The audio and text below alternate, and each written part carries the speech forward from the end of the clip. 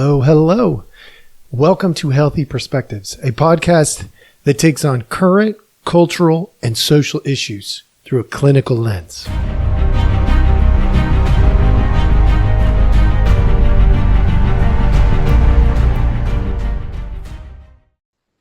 Hello, hello. All right, welcome back. Thank you so much for joining us. As always, we appreciate your time. Your tip of the day is be careful with the 20%. There is a principle, the Pareto principle. The early 1900s, there was, I forget his first name. Last name was Pareto, though. He noticed that 20% of the population owned 80% of the land in a particular area. I believe it was in Europe. And he started looking at this 20-80 principle and quickly discovered that 20% of your time, energy, and resources goes to 80% of your overall productivity, socially, economically, in so many areas. Now, this isn't a perfect science, but the way things connect to one another, as they start to connect, they connect more. That's why the rich get richer. Because they connect. And the more they connect, the more that money circles in those vicinities. This 20-80 principle is actually really, really important on a psychological, sociological, and cultural lens. And when I say be careful with your 20%, you've all probably heard me talk about scarcity in the past. When our energy, when we're putting more than our 20% of our energy into something that doesn't matter or that can't get us out of a rut, we're losing ground. And we can continue to lose ground until we say, wait a minute, I'm going to strategize. What am I going to put my 20% to? Now, some of you are probably thinking, okay, what does that have to do with me? I decided I was going to do this little, this way of looking at this on a macro level. So I'm going to bring that to you here in just a moment. So hang tight. I went into ChatGPT and got some data on some cultural things. I specifically went political in this particular example because it will paint a cultural lens that is really clear and obvious. So part of the reason I chose it is because politics spends a lot of time, energy, and resources on marketing. They don't call it marketing. They call it propaganda, but it's still marketing. At the end of the day, what they're telling you to pay attention to is their marketing. It's propaganda. Okay. And it's really fun to look at this from a historical lens. So I went from the 80s till the present, and I want to go through some of that. But before we do, I want to tell you that this can be pushed down into the micro level as well. The social arena, how you invest your time, energy, and resources into your peer relationships, whether that's through work, your church, your volunteer opportunities, all the way down to where you spend your money and your time on an individual level. Do you buy cigarettes?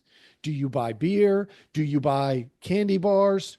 Or do you buy salad, with like lettuce, tomatoes, pickles, onions on a sesame seed bun? Okay, sorry. That was a terrible joke. But stick with me because this is going to be interesting. Where you put your time, energy, and resources, about 20% of that will matter massively. And if you don't strategize it, it will strategize you. In other words, you will end up in the 80% that doesn't have anything, that doesn't matter. And I don't want you to do that. By the way, you can also align this with previously, and I don't even remember when it happened, probably maybe 2-3 months ago. I did some stuff about riots, about group theory It applies there too. You get this, in matter of fact, maybe a little bit less. It's probably not quite a 20-80. It's more like a 5 to 80.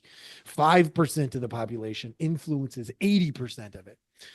So those data points aren't perfect, but understand we're dealing with human science. And there's a certain amount of people who are going to come in with some morals of their own, and they're going to hold on to them. And so those would be potential outliers to this principle.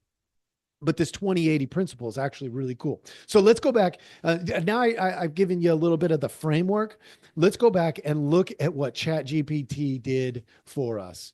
I'm going to, for those of you who are following along on video, what I'm going to end up doing, it's going to take me a second, but I'm going to share this, the ChatGPT. You can follow my framework and ChatGPT's response to my framework.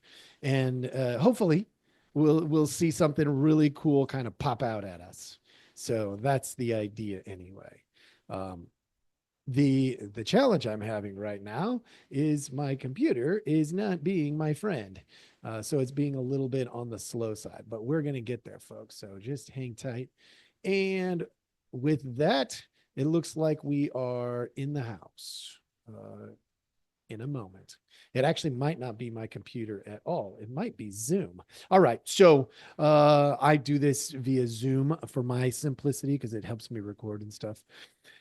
During the 80s, the political discourse was shaped by global tensions, economic shifts, and social movements.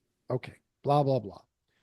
Here were the main topics. Just hang with me. This is going to be real interesting. If those of you who've been around since the 80s, you're gonna be like, wait a minute, that's actually dead on.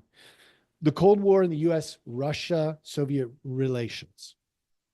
That was a huge topic. The war on drugs. You remember, this is your brain. This is your brain on drugs. The egg frying in the pan. Reaganomics and economic policy. There was a huge drive for economic policy in the 80s. Civil rights and the social movements.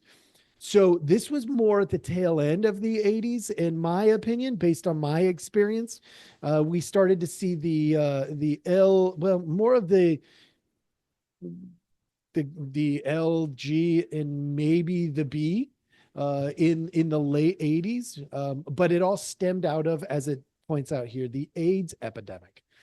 So these were things that were propagandized at us, the people, U.S. foreign policy and military interventions. Okay.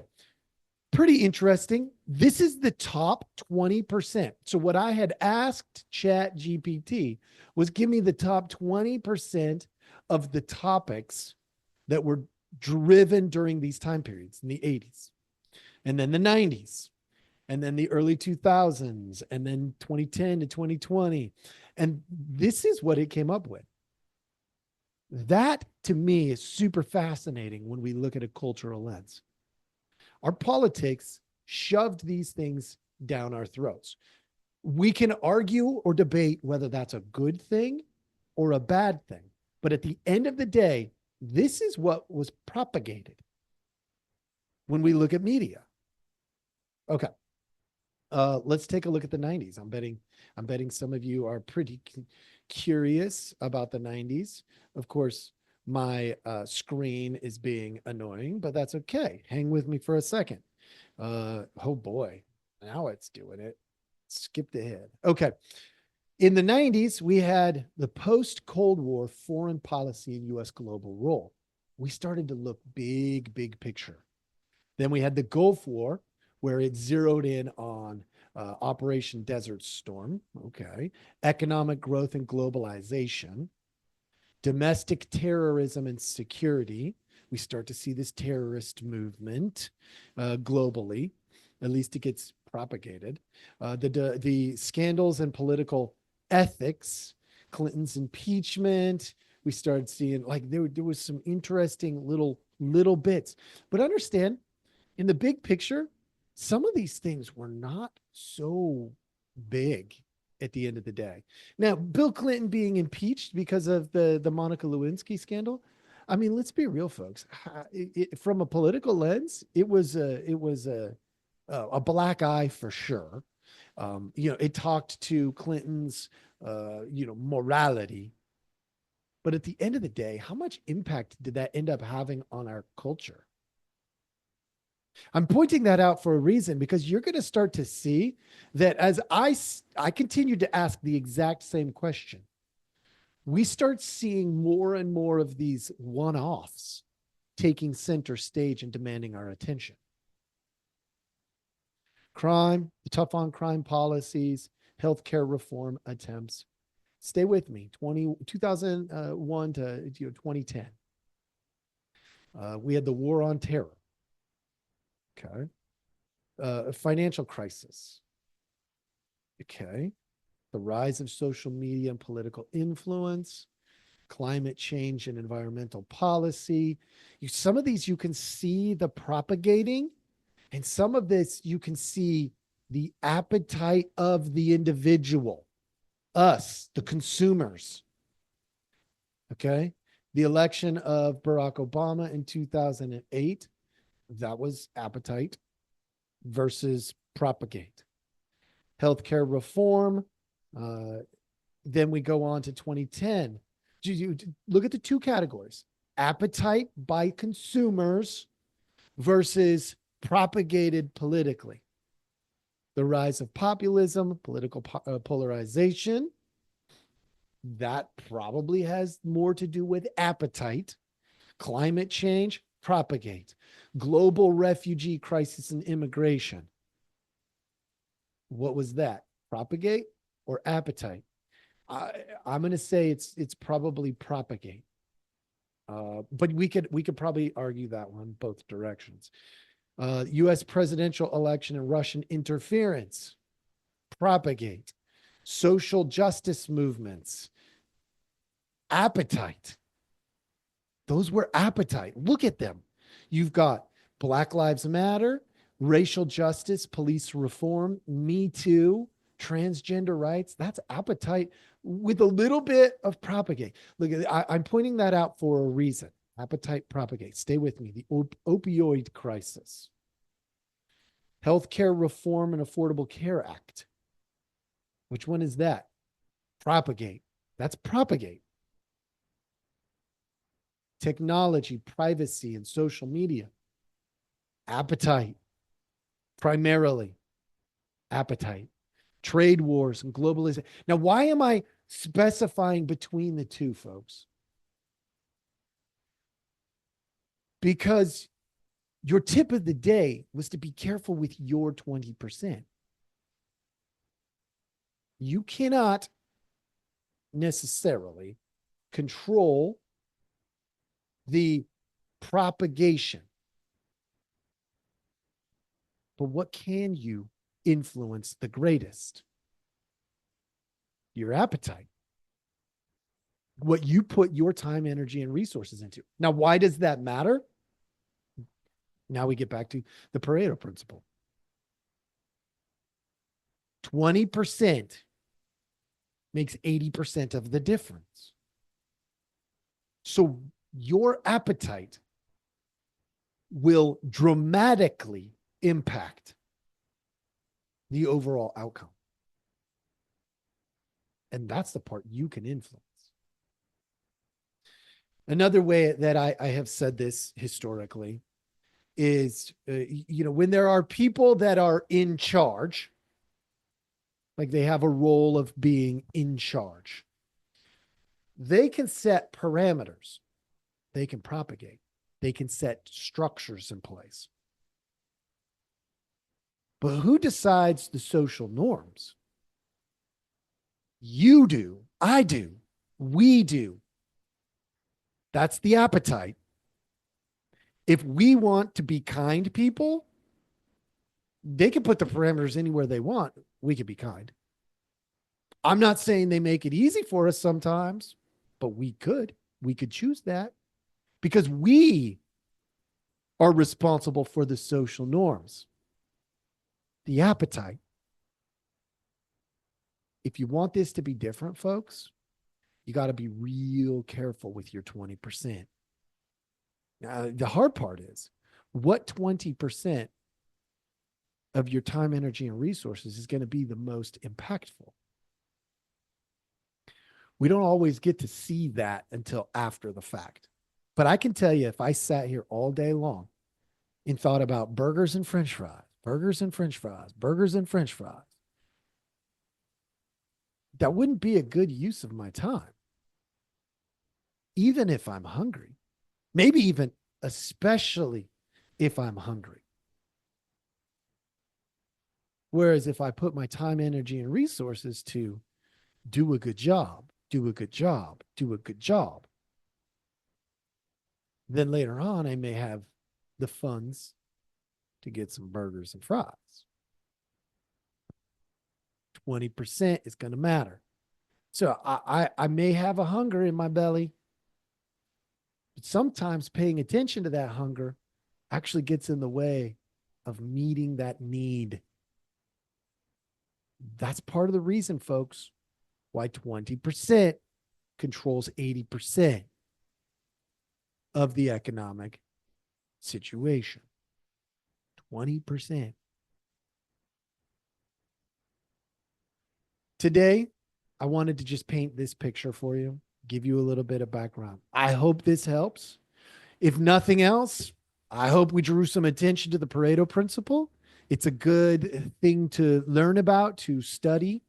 It came out in the early 1900s, and it's still relatively effective in terms of, if you want to try to figure out what to do with your time, energy, and resources to be productive. It's not a bad principle to look at. I hope this was helpful. Thank you so much for joining us, and I hope you have a wonderful day. Be careful with your 20%.